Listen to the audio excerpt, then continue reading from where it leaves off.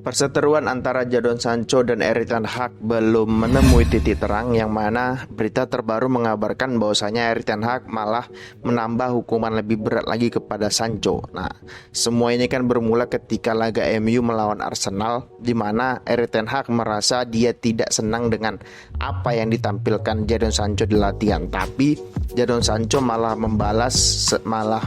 melawan Erik ten Hag kasarnya dengan memberikan statement di sosial media dia. Maka dari itu kali ini aku akan mengutip sebuah berita dari detik.com terkait dengan apa yang masalah terbaru mereka, update masalah mereka berdua gitu. Oke, maka dari itu kita akan mulai.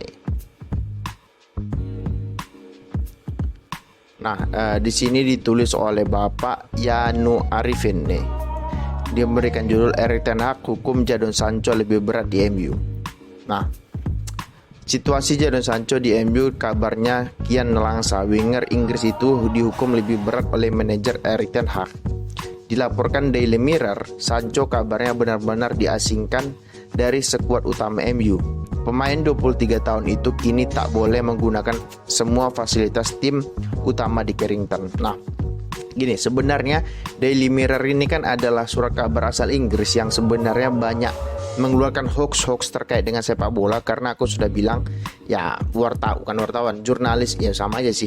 Media itu kan selalu mengkreat berita agar sponsor masuk, agar iklan masuk. Ya dari situ mereka cari uangnya. Cuman kenapa aku mengutip berita ini bahkan karena dari Daily Mirror, karena mungkin aja ini terjadi karena Erik ten Hag bukanlah tipe pelatih yang bisa berkompromi dengan pemain yang ngelawan gitu. Banyak kasus kayak sama Noah Leng lah dan lain sebagainya. Nah, maka dari itu aku kutip ini. Nah, di sini kan disebutkan Sancho kini tak boleh menggunakan semua fasilitas di tim utama di Carrington. Artinya dia tidak boleh menggunakan gym, dia tidak boleh menggunakan rumput, tidak diizinkan masuk ke Carrington. Artinya kayak gitu kan, mungkin dia lebih diperbolehkan bermain bersama tim junior, mungkin U23 atau U19 atau U berapa lah.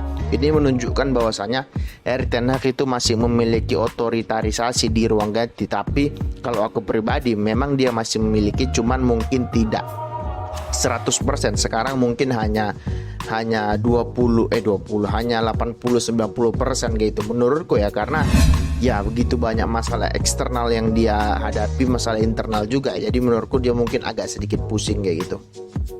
Lanjut, mulai dari menggunakan tempat latihan hingga ruang makan pemain senior. Artinya Sancho kini hanya boleh makan dengan pemain akademi di MU. Dari sebelumnya hanya dilarang berlatih terpisah. Nah, ini garis bawahnya. Sebelumnya hanya dilarang untuk berlatih bersama-sama gitu, mungkin maksudnya. Artinya dia hanya boleh berlatih sendiri dan juga atau mungkin bersama tim junior MU. Cuman sekarang Erik ten Hag bahkan tidak memperbolehkan si Jadon Sancho itu makan bersama tim utama. Artinya hal begini sebenarnya perlu dilakukan karena mantan kiper MU itu Ben Foster bilang bahwasanya kalau si Jadon Sancho ini berada di zamannya Sir Alex, ini pemain udah dibuang, bahkan mungkin tetap ada di situ, tapi tidak dimainkan, bahkan dihancurkan karirnya gitu. Karena gini, kalau pemain udah ribut dengan pelatih, ya 90% itu pasti pelatih yang menang, karena pelatih lah yang menentukan pemain, pelatih lah yang menentukan pilihan pemain, pelatih lah yang menentukan pemain ini main atau tidak kayak gitu. Nah, jadi ya saran gue kepada semua pemain gak usah ngelawan pelatih kecuali harga diri kalian diinjak-injak kayak gitu.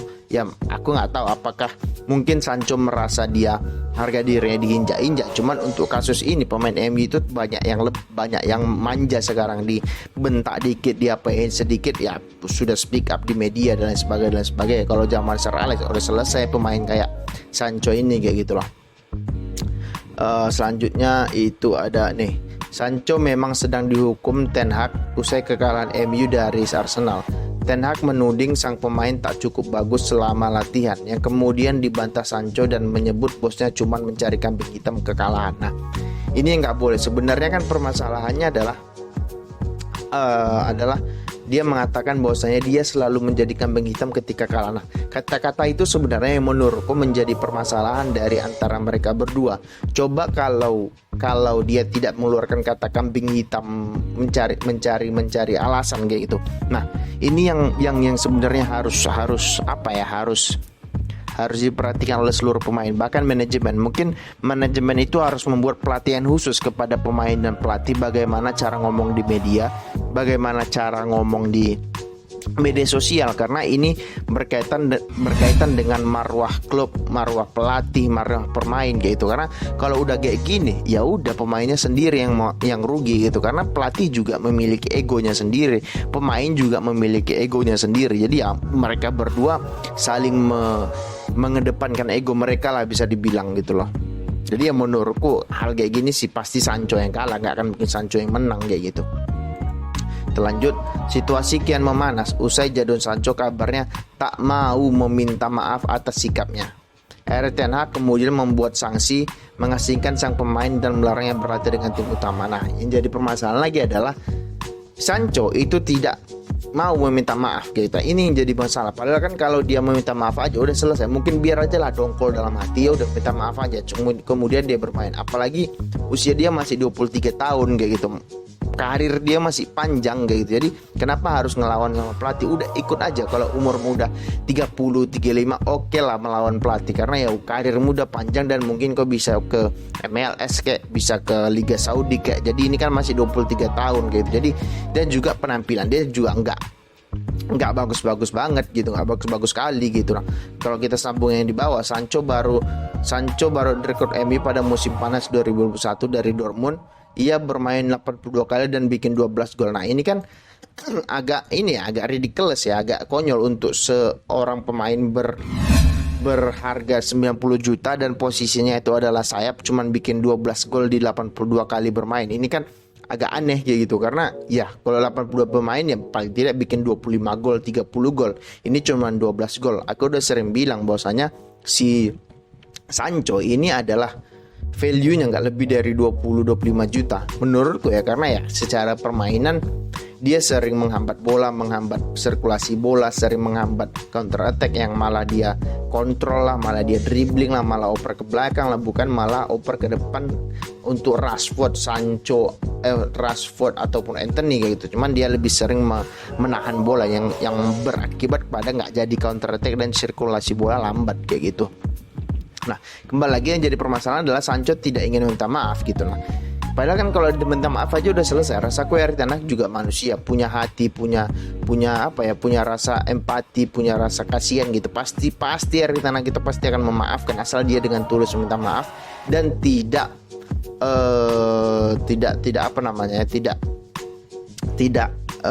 bersungguh-sungguh tidak melakukannya lagi kayak gitu loh, ngerti nggak? Oke, kita lanjut.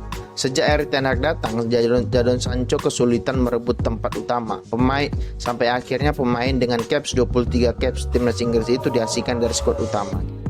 Nah, hal ini kan juga bukan tanpa alasan Erik ten Hag melakukan hal tersebut, karena ya secara permainan seperti yang udah aku bilang, ini pemain jelek. Bahkan 82 kali dia main, 81-nya itu main jelek gitu loh. Main bagus, aku nggak ingat kapan terakhir kali dia bermain bagus, karena di Liga Jerman juga aku sering nonton dia bersama Dortmund, mainnya biasa aja kayak gitu, karena mungkin standar Liga Jerman yang di bawah Liga Inggris tidak seketat, tidak sekencang, tidak secepat Liga Inggris. Ya mungkin dia bisa bermain, cuman kalau ini pemain di press dia selalu oper ke belakang, ke kiri, ke kanan, tidak selalu memberikan umpan progresif pada teman-teman lainnya yang bisa dimanfaatkan untuk mencetak gol gitu ya. Namanya juga Jadon Sancho kayak gitu.